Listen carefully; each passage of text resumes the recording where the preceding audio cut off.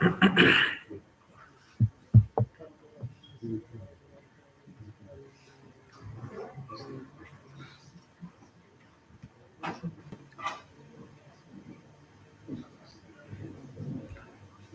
الرحمن الرحيم الحمد لله رب العالمين والصلاة والسلام على أشرف الأنبياء والمرسلين نبينا محمد وعلى آله وصحبه ومن تبعهم بإحسان إلى يوم الدين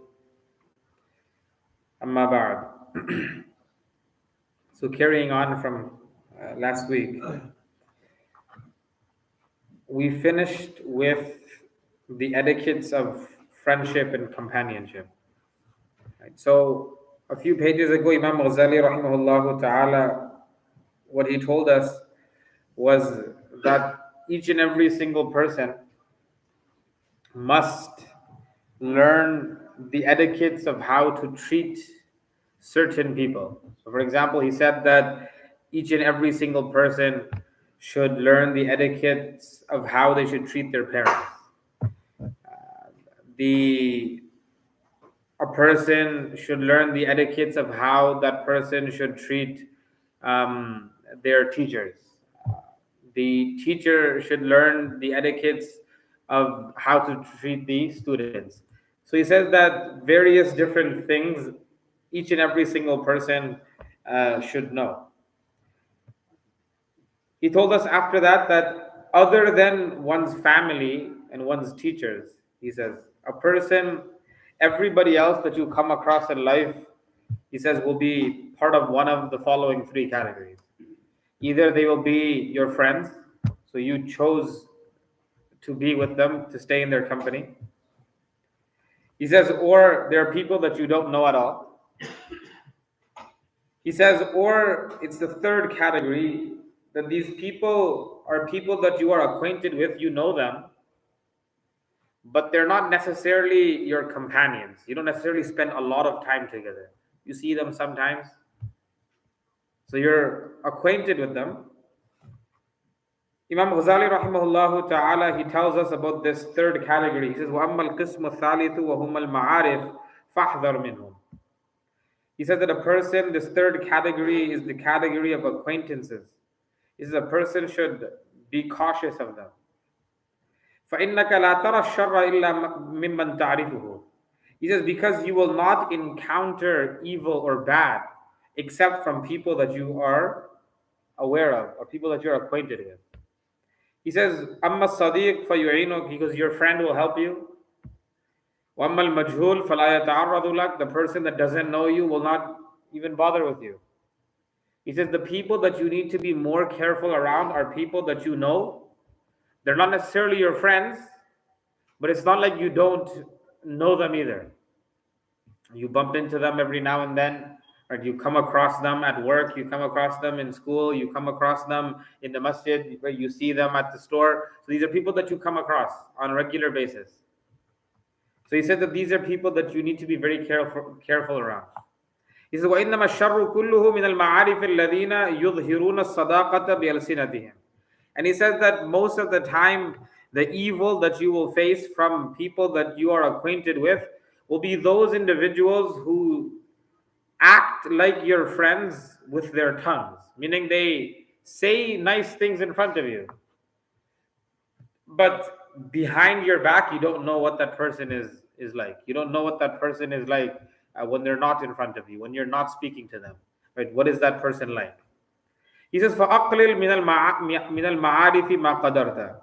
He says the best thing for you to do is to limit the amount of acquaintances that you have. Limit the amount of people that you interact with. Right? So he says lessen this amount. فَأَقْلِلْ مِنَ الْمَعَارِفِ مَا قَدَرْتَ, as much as possible. So now he explains. He says, فَإِنْ بُلِيتَ بِهِمْ فِي مَدْرَسَةٍ أَوْ جَامِعٍ أَوْ مَسْجِدٍ أَوْ سُوقٍ أَوْ بَلَدٍ فَيَجِبُ أَلَّا تَسْتصْغِرَ مِنْهُمْ أَحَدًا فَإِنَّكَ لَا تَدْرِي لَعَلَّهُ خَيْرٌ مِّنْكَ. He says that if you have to socialize with some of your acquaintances, meaning you bump into them, you meet that person. He says, فِي مَدْرَسَةٍ, either at school, أو جامع أو مسجد, right, in the central masjid or your local masjid, أو سوق in the marketplace, أو بلد or anywhere else in the city, you see that person somewhere. He says, فَيَجِبُ, that it is necessary, أَلَّا تَسْتَصْغِرَ مِنْهُمْ أَحَدًا, that you should not belittle any one of them. Again, don't think of yourself to be better than that person. Because you mustn't belittle that person, think of that person to be lower than you. But again, takabbur, pride, arrogance is something that he spoke about before. This is a very bad trait. He says again, فَإِنَّكَ لَا تَدْرِي لَعَلَّهُ خَيْرٌ مِّنْ. So when you bump into this person, he says that this person, it's very possible that this person is better than you. فَإِنَّكَ لَا تَدْرِي. You don't know. لَعَلَّهُ خَيْرٌ مِّنْ. Maybe he's better than you in the eyes of Allah subhanahu wa ta'ala. So don't belittle him. وَلَا تَنْظُرْ إِلَيْهِمْ بِعَيْنِ التَّعْظِيمِ لَهُمْ فِي حَالِ دُنْيَاهُمْ فَتَهْلِكْ. He says that don't look at this person, don't look at them with an eye of honor and respect due to their position in this world. Meaning, if that person has a tremendous amount of worldly things, that person has a lofty amount of worldly gains, he says, then again, don't look at that person with respect just because of their dunya. Because that is also something, right, that will lead you to destruction. لأن الدنيا صغيرة عند الله صغير ما فيها. He goes, because the dunya, this world, is small in the eyes of Allah subhanahu wa ta'ala, and whatever it contains, it's all small. Right? It's irrelevant.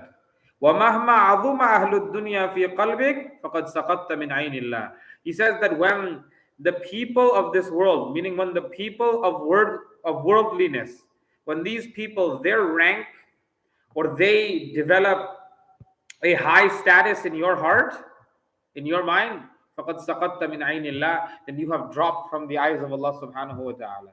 Because meaning when a person begins honoring people, respecting people solely for the amount of dunya that person acquired, he says then this is something Allah subhanahu wa ta'ala dislikes, and this is something that will lead to you falling from the eyes of Allah subhanahu wa ta'ala. He says that again, you need to understand that the dunya is something that is insignificant in the eyes of Allah subhanahu wa ta'ala. Hiya dunya taqulu bimil'i fiha, the Arabic poet, he says, Hiya dunya taqulu bimil'i fiha hadari hadari min batshi wa fatki. That the dunya itself is screaming and it's telling you, right, to stay away from my grip. Hadari hadari min batshi wa fatki. Stay away from my tricks. Hiya dunya aqallu min al-qalili. The Arabic poet, he says that the dunya is lesser than less. Wa adhallu min al-dhalili. And it is more despicable than the despicable individual. Meaning it's the most despicable of things, the dunya. That again, it's only just show. Right? The literal meaning of dunya in the Arabic language is something that is close. Right? Oftentimes a human being is tricked by something that is close. Right? They want things to happen quickly. Right? So if they can see something good that's within reach, right, they'll work towards that, right, forgetting that, okay, maybe if I work even harder, there might be something that's even greater in the future that they can't see. Right? So the human being likes things that are within reach, things that they can see. Now the akhirah is great, but it's too far. Right? The human being cannot wait. خُلِقَ الْإِنسَانُ مِنْ عَجَلٍ. The insan, right, the human being was created, right, with this hastiness within him. Right? That the dunya is close, the dunya is within reach, so a person tries their best to acquire that dunya. Even though the akhirah is وَالْآخِرَةُ خَيْرٌ وَأَبْقَى. The akhirah is better, and the akhirah is the everlasting abode. So he says that again, never honor someone and respect someone solely because of their dunya. He goes, never do this. وَإِيَّاكَ أَن تَبْذُلَ لَهُمْ دِينَكَ لِتَنَالَ دُنْيَاهُمْ. He says that, look, when you see this person has a lofty amount, this person has a lot of wealth, a lot of dunya, he goes, never ever sell that person your deen in order to acquire their dunya. Never do this. فَلَا يَفْعَلُ ذَلِكَ أَحَدٌ قَطُّ إِلَّا صَغُورَ فِي أَعْيُنِهِمْ ثُمَّ حُرِمَ مَا عِنْدَهُمْ. He goes that when a person does this, that person will even now drop not only from the eyes of Allah subhanahu wa ta'ala, even within the eyes of the people, you will lose all importance. Meaning you'll become insignificant in the eyes of Allah and insignificant in the eyes of the people. When people see how greedy this person is, that this person is ready to give up their deen for the dunya. He goes, you'll become insignificant in the eyes of people. Forget being insignificant in the eyes of Allah, you're already there. But you're also now insignificant in the eyes of the people. He goes, and the same dunya that you tried to acquire by selling your deen, he goes, you won't even get that much. You won't get that either. This person will find out how much of a greedy individual you are, and that person will give you nothing. He says, وَإِنْ عَادَوْكَ فَلَا تُقَابِلْهُمْ بِالْعَدَاوَةِ. He says again, he goes that if you dislike that person, so again he's saying that if that person has dunya, he goes, don't fall for that dunya. He says, don't fall for the dunya. He says, again, don't think of yourself to be better than that person in terms of the deen. Maybe that person is better. He says, it's possible that you dislike that person, you despise that person. When adawka, he goes that if you want to show enmity, فَلَا تُقَابِلْهُمْ بِالْعَدَاوَةِ, he says then do not, meaning, if they show you enmity, فَلَا تُقَابِلْهُمْ بِالْعَدَاوَةِ, he said then don't repay them with enmity. Meaning if that person is not kind to you, he goes again, same thing, فَلَا تُقَابِلْهُمْ بِالْعَدَاوَةِ, don't show that same hatred and enmity to them. فَإِنَّكَ لَا تُطِيقُ الصَّبْرَ عَلَى مُكَافَأَتِهِمْ. He says, because you will never have the patience to fully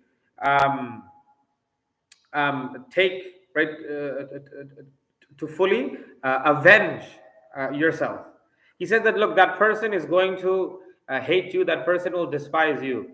He says that again, if you, on the other hand, now begin to despise that person solely for the reason that person is because that person is despising you, he says that you're not going to be able to take it. He goes, how long is this hatred going to go? That person is going to do something bad to you, you're going to do something bad to them, and they're going to do something bad to you, you're going to do something bad to them. He goes, mukafa, he goes that this revenge, he goes that you're not going to be able to stick to it. What Imam Ghazali rahimahullah ta'ala is saying over here, that okay, if somebody wrongs you, it is permissible, if somebody does something wrong to you, it is permissible for a person to take revenge. Right? Obviously, forgiveness is the better route, but revenge is permissible. But he's saying that it's too difficult, and it's very difficult for a person to just stick with just taking revenge and not going too far. Right? That person, right, took something from you unlawfully. Now, when a person takes revenge, we often get greedy with our revenge and we take more than we're supposed to. We don't stick to whatever that person did to us. Okay, let me do the same thing. No, we often do worse. He's saying, he goes, فَإِنَّكَ لَا تُطِيقُ الصَّبْرَ عَلَى مُكَافَاتِهِمْ. He goes, this revenge that you're trying to acquire and get, he goes, it's not going to be equal. Right? You won't be able to stick with just taking equal revenge. You're going to end up going too far. And now you've truly wronged that person. So he goes, if that person hates you and they show it, he goes, there's no need for you to show it. Right? Don't tell yourself, okay, I'm going to just take a bit of revenge and then I'm going to stop. He goes, it's not going to be that easy. Right? It's not going to be that easy. فَيَذْهَبُ دِينُ فِيهِمْ. He goes, and you will lose your deen in the process. He says, وَلَا تَسْكُنْ إِلَيْهِمْ فِي حَالِ إِكْرَامِهِمْ إِيَّاكَ وَثَنَائِهِمْ عَلَيْكَ فِي وَجْهِكَ وَإِظْهَارِهِمْ الْمَوَدَّةَ لَكَ فَإِنَّكَ لَوْ طَلَبْتَ حَقِيقَةَ ذَلِكَ لَمْ تَجِدْ فِي الْمِئَةِ إِلَّا وَاحِدًا. He says, continuing, he says that do not relax and let your guard down with them when they honor you. Meaning, if a person honors you, right? If a person honors you, he says that don't let your guard down. Rather, be wary of that person. Watch out for that person that praises you in front of your face. He goes, be careful. He goes, what's going to happen? He goes, فَإِنَّكَ لَوْ طَلَبْتَ حَقِيقَةَ ذَلِكَ. Because if that's actually what you're searching for, he goes, لَمْ تَجِدْ فِي الْمِئَةِ إِلَّا وَاحِدًا. He goes, that you're not going to find even one sincere person in 100 people. Meaning, if you like when people praise you right in front of your face, to your face, and that's what you actually are looking for, he goes, you're not even going to find a single person in 100 that are truly, sincerely just praising you because you're a great person. He goes, most likely it's fake. He goes, don't count on it. He goes, don't count on it. With the Prophet sallallahu alaihi wasallam, right? He actually in a hadith he says, "Fahthut turab fi afwahil maddahin," that take dirt and throw it on the face of the person, throw it inside the mouth of the person that praises you to your face. Right? It's not good. Right? It's actually something the Prophet sallallahu alaihi wasallam discouraged. Don't praise someone to their face. Now, obviously, a source of encouragement, a person, right, encourages their children, right, encourages their students, telling them that they did a good job, right? That's a bit different. But just, constantly praising a certain person, that person walks through the door, oh, subhanallah, look who's here, and then you make that person feel, right, so great. He goes that oftentimes, that this doesn't turn out to be, number one, that's sincere. And sometimes it does more harm than it does good. Right now, again, right, you're creating, right? Okay, maybe it's true, but it's possible you're creating a false persona in the eyes of people of what that person actually is. So now, maybe other people are now relying upon that person. Oh, this person is like this and like this. I've seen them doing this. And now that person thinks of that person to be some sort of a high ranked individual that they can take their deen from. So again, he goes, don't go too overboard. He goes, you shouldn't want people to praise you to your face. He goes, number one. He goes, that's how you should react. Right? You shouldn't be like, oh, let me go there so that person can praise me. No. Right? Rather, again, right, a lot of times that praise is going to ruin your sincerity. That's what ends up happening. Right? If you're doing it so that somebody praises you, the praise will ruin your sincerity. And then it's all over. Right? So he says, وَلَا تَطْمَعْ أَنْ يَكُونُوا لَكَ فِي السِّرِّ وَالْعَلَنِ وَاحِدًا وَلَا تَتَعَجَّبْ إِنْ ثَلَبُوكَ فِي الْغَيْبَةِ. He says that if you were to look into the reality of the situation, right, again, you're not going to find even one person in 100 that is sincere to you. He says, do not expect them to treat you the same way in private as they do in public. He goes again, right? You see people, right, out in public, right? That person treats you and they're kind to you, right? They're praising you. He goes again, don't expect every single person that you come across in public to treat you the same, right, in private. Again, Imam Ghazali is not talking about friends anymore. He's talking about just people that you run into on a regular day. People that are not necessarily your friends, right? But again, maybe every single day when you're in the bus together and you're going to work, you see that person every single day. Right? You may see that person, right? They work at your local grocery store. You see that person. Right? They come to the masjid. You go to the same masjid. Right? Right? You go to the same school. Something of the sort. So he goes, these are people you're going to bump into. He goes, don't expect every single person that you come across to be the same with you in secrecy, in privacy, as they are with you in public. He goes, it's not going to happen. He goes, don't expect that person. He says, don't expect that person to be the same with you in every single situation. Now, again, like this is a person that you only know, or you only see this person for a few moments a day. You don't really know this person. Sayyidina Umar ibn Khattab radiallahu ta'ala, he says, you only truly know someone when you travel with that person. That's the only time you'll truly know that person. That's when it comes out. And the interesting thing is that in the Arabic language, the word for traveling is safar. Safar literally means to unveil something, right? To unveil, right? To make something clear. This is because, again, what does the safar do? What does the journey do? It makes clear to you who is a good companion, who is a bad companion. Right? That's when a person will truly know how a person is. Right? You see a person for 5 minutes inside the masjid, right? Again, we're not supposed to walk around assuming bad about people, right? He said that right at the beginning. Don't think of that person as a bad individual. But again, Imam Ghazali over here is talking about who you should be hanging around with. So he's saying that you shouldn't be so ready to take your deen, put your deen in the hands of someone that you only see 5 minutes in a day. You don't know that person. He goes, you shouldn't be so ready to trust that person, right, with something so precious that you only see them for 5 minutes in a day, a few times a day. You don't know that person. He goes, don't be surprised when that person treats you differently, and when you're alone as opposed to when you're in the masjid. He goes, don't be surprised. Don't be surprised if one day you have some sort of a transaction with that person, and then you see that person's true colors. Right? Oftentimes it happens. Or you see a person, oh, this person seems to be a pious person. But again, when it comes to dealing with people, what we refer to as mu'amalat, right? Interactions, dealings with people, but oftentimes people fail that test. That's something that is very difficult. Right? So again, these are things that Imam Ghazali rahimahullah ta'ala is just trying to get us ready for.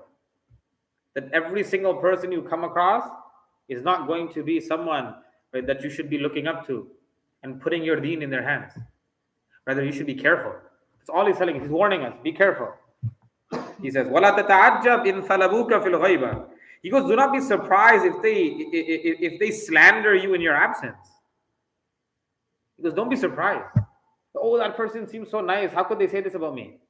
He goes, don't be surprised. It happens. وَلَا تَغْضَبْ مِنْهُمْ. He goes, and don't get angry if that happens. فَإِنَّكَ لَوْ أَنصَفْتَ وَجَدْتَ مِنْ نَفْسِكَ مِثْلَ ذَلِكَ فِي حَتَّى فِي أَصْدِقَائِكَ وَأَقَارِبِكَ. He goes, because if you are going to be truthful and you want to be fair, this is the same that many of you do when it comes to your own friends and your own family members. Meaning you do this with your friends and family members. Why are you surprised that person who doesn't even really know you is doing that to you? Why are you surprised? So he goes that don't get so ready to trust every single person that you see. He goes again, think good of that person 100%. But this is for yourself. Be cautious. Be cautious, he says. He says that every single person that you come across is not friend material. Right? He mentioned the criteria of the things to look for in a friend before. Because every single person is not friend material. Every single person is not good for your deen. Just like every single person that you come across, every business partner is not good for your dunya. Every single person you come across is not good for your deen either. So he says that you look at yourself. You don't spare your own friends. You don't spare your own teachers. He goes, you don't spare anybody. He goes, why do you expect people that barely know you to spare you? He says, فَإِنَّكَ لَوْ أَنصَفْتَ. Because if you were to be quite frank, he said, وَجَدْتَ مِن نَفْسِكَ مِثْلَ ذَلِكَ. You'd find the same things in your own life. حَتَّى فِي أَصْدِقَائِكَ. Because to the extent your friends, وَأَقَارِبِكَ, right, your relatives, بَلْ فِي أُسْتَاذِكَ وَوَالِدَيْكَ. Because rather your teacher and your parents. Meaning a person is not ready to let his parents off the hook. Right? A person is not ready to do that. But meaning us, he says, look at you. He says that you, meaning us, he's speaking to us. He goes that we are not ready to forgive our parents. He goes, we're not ready to forgive our brothers and sisters when something happens. We don't spare them. He goes, why are these people going to spare you? Meaning the people that you are well acquainted with. Right? The people that were the cause of you coming into this dunya. Oftentimes a person does not spare them. He goes, why are you living in this false fantasy world where you think everybody's going to be so kind to you and they're going to spare you? When the reality of the matter is that we don't spare our own family members. We don't spare our friends. We don't spare people that we are close with. So he says that again. فَإِنَّكَ تَذْكُرُهُمْ فِي الْغَيْبَةِ بِمَا لَا تُشَافِيهُمْ بِهِ. He says that again. You say things about your relatives, about your friends, about your parents behind their backs that you will never say to their faces. But oh, my dad is like this and my mother is like this and that and my brother is doing this all the time. Would you ever say it in front of them? No. So he's saying that the same thing people will do with you. You're nothing to them. What do they have to lose? You even have something to lose here. What if your parents found out? What if your brother or your sister found out? You have something to lose. What if your friend found out? That guy has nothing to lose. So he says, why? Why do you think that person is not going to go in that direction? He goes, فَقْطَعْ طَمَعَكَ عَنْ مَالِهِمْ وَجَاهِهِمْ وَمَعُونَتِهِمْ. He goes, lose all hope in that person's wealth, that person's worldly status. He goes, don't show any greed and any desire to acquire those things. He goes, it's not worth it. فَإِنَّ الطَّامِعَ فِي الْأَكْثَرِ خَائِبٌ فِي الْمَآلِ. He goes, because majority of the time the person who is greedy ends up losing everything. Meaning when a person wants too much, then the person gets nothing. Right? Then the person gets nothing. Right? A person can settle with this much. Right? Just take an example, right, of some of the non-believers. Right? Like every single time you go to the gas station, the person in front of you probably taking long while because they're buying a lottery ticket. Yeah, but just think for a second. If one of those guys one day they won like $1,000, do you think they're going to be content with that $1,000 that they won? No. What are they going to do? They're going to use the $1,000. They're going to go buy more tickets, and in the end, they're going to lose more money than they put in. But imagine like once every few months you hear of like one person hitting the jackpot. But like how many tickets were sold? How many people spent thousands, millions of dollars behind all of that? Right, every single day, right? They go and they throw like $10 there, right, to buy something, right? Every single day they do that. Imagine, like in 1 year, you're spending over almost like $5,000 just on lottery tickets, and then you're happy because 40 years later you won. Subhanallah, and that too $1,000. Like nobody wins the grand jackpot. The reality of the matter is, right, you hear of like one person who like I don't know if that person is lucky or unlucky, but that person won. And then even those people, right, the person that you hear about that wins the grand jackpot, what happens? A few years later, that person is bankrupt. So he says that this is the state of the human being. Too much greed leaves the human being with nothing. Zero. فإن الطامع في الأكثر خائب في المعاد وهو ذليل لا محالة في الحال. And even currently that person technically has no future. The person has lost everything. And he says وإذا سألت واحدا حاجة فقضاها فاشكر الله واشكره. He says, look, if you do end up having to ask someone for something, so you came across someone and you asked them for some help, and that person helped you, he says, thank Allah subhanahu wa ta'ala and thank that person. He says, وَإِن قَصَّرَ, but if that person didn't, فَلَا تُعَاتِبْهُ. Again, don't curse that person. وَلَا تَشْكِهِ فَتَصِيرَ عَدَاوَةً, and don't complain about that person because this will just lead to hatred. Because again, that person owes you nothing. This is a person that is just there, that you just bumped into on the street. Don't feel like that person owes you something. Because if that person helps you, obviously that person will be rewarded. But thank that person, be thankful. Be thankful to Allah subhanahu wa ta'ala as well. Allah sent you some help. But if that person doesn't want to help, then that person doesn't want to help.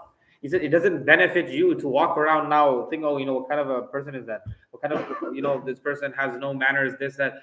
He goes, that person doesn't know you. You don't know that person. He goes, don't expect too much. Imam Ghazali rahimahullah ta'ala saying. He says, don't expect too much from people. He says, وَكُنْ كَالْمُؤْمِنِ يَطْلُبُ الْمَعَاذِيرَ وَلَا تَكُنْ كَالْمُنَافِقِ يَطْلُبُ الْعُيُوبِ. He goes, look, if someone helps you, be thankful to that person. If somebody does not help you, he goes, don't start cursing and slandering and backbiting that person.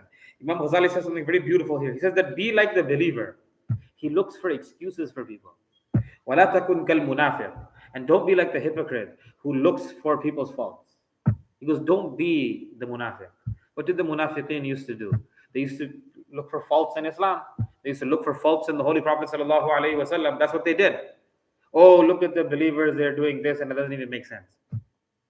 That's what they used to do. But what does a believer do? The believer looks for excuses. He makes excuses for his brother. Oh, maybe this is why. Maybe that person didn't help me with my bag because they didn't notice that I needed help. But maybe that person is in a huge rush and that person can't help me. Right? Make an excuse. He goes, number one, don't expect people to help you. He goes, don't feel that entitled that people should help you. Number one. He goes, if somebody can't, he goes, never curse that person, backbite, slander, think bad about that person. Rather, make an excuse for them. This is what he told us before as well. This is how you free yourself from the sin of backbiting. He goes, make an excuse. He goes, wouldn't you want a person to make an excuse for you? Yeah. Right? Like sometimes, right, it happens, right? A person walks past you and they don't notice you because we don't know what a person is going through. A person could be going through something in their life and they didn't notice, right? They're thinking about that and they walk past you. You even said salam and they never said wa alaikum assalam and they just kept going because they never even noticed. Because again, make the excuse for that person. They never heard me. Don't start thinking in your mind that what kind of a person is that person doesn't even say wa alaikum assalam. So he said that وَكُنْ كَالْمُؤْمِنْ يَطْلُبُ الْمَعَاذِيرِ وَلَا تَكُنْ كَالْمُنَافِقِ يَطْلُبُ الْعُيُوبِ فَقُلْ لَعَلَّهُ قَصَّرَ لِعُذْرٍ لَهُ لَمَا اطَّلِعَ عَلَيْهِ. He goes to say to yourself, maybe that person couldn't help me because of an excuse that I'm unaware of. Maybe that person couldn't, like they were actually physically unable to help me lift that thing. They have some chronic back pain, something like that. Right? Make an excuse. It's so easy to make an excuse. He goes, just do it. Right? You'll save yourself in the akhirah. Right? It'll go a long way, he says. He says, وَلَا تَعِظَنَّ أَحَدًا مِّنْكُمْ مَا لَمْ تَتَوَسَّمْ فِيهِ أَوَّلًا مَخَايِلَ الْقُبُولِ وَإِلَّا لَمْ يُسْمَعْ مِنْكَ وَصَارَ خَصْمًا عَلَيْكَ. He goes, again, do not admonish them unless you first see in him a willingness to accept it. Again, you can't walk around being every single person's personal advisor. That, hey, I think you should do this and you should do this. Hey, your car, I think you should do this to your car and you should do this. This is wrong. He goes, only advise those people that you see a willingness in, right, to accept that advice. He goes, not everybody wants to hear what you have to say. Some people, frankly, don't care. Sometimes it's going to cause, again, more harm than good. If you see someone that has a willingness to listen, then give that person some advice. That, hey, right? Again, like the whole lottery thing. So one day I was standing right, in the, I was waiting to pay for gas, and somebody was there buying a lottery ticket. So this happened multiple occasions. Like I tried my luck. So I'm like, oh, what are you doing? It's just a waste of money. You're never gonna win.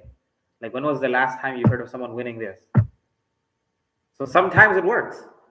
We're like, yeah, you're right. Like every single day I come and I throw like $10 here and I lose it. Like I haven't won anything in years.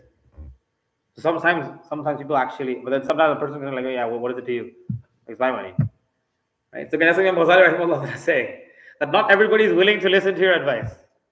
He goes, make an effort to advise those people that you see a willingness in to accept your advice. He goes, don't waste your time with everybody. Everybody is not there trying to listen to your advice. Right? Again, he mentioned more things. Inshallah, next week we will continue. May Allah subhanahu wa ta'ala enable us to implement what said. May Allah subhanahu wa ta'ala grant us the correct understanding. Subhanakallah wa bihamdika ashhadu an la ilaha illa anta astaghfiruka wa atubu ilayk. Assalamu alaikum wa rahmatullahi wa barakatuh.